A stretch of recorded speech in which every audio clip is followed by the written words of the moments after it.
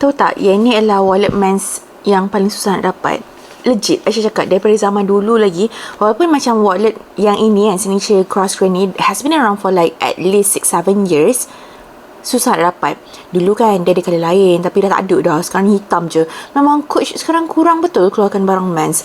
Yang ini signature cross-grain leather, sebab tu orang suka, sebab tahan lasak.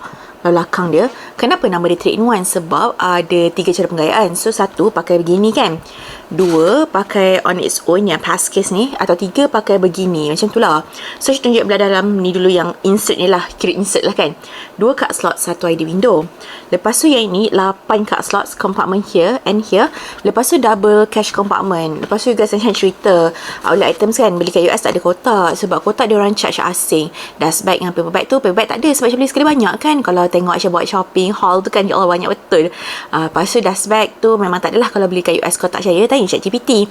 Okay, untuk wallet ni ada kali ni je tahu untuk cross grain leather, harga dia RM450 sebelum voucher. You guys jangan risau, Aisyah kan tinggal kat US, jadi semua benda semua Aisyah jual kan 100% original ataupun money back guaranteed. Untuk cara pembelian boleh tekan dekat shopping bag di bawah. If you guys have any further question, boleh juga komen down below, nanti saya cuba reply lah, ataupun ataupun PM lah kan. Dan jangan lupa tekan button follow.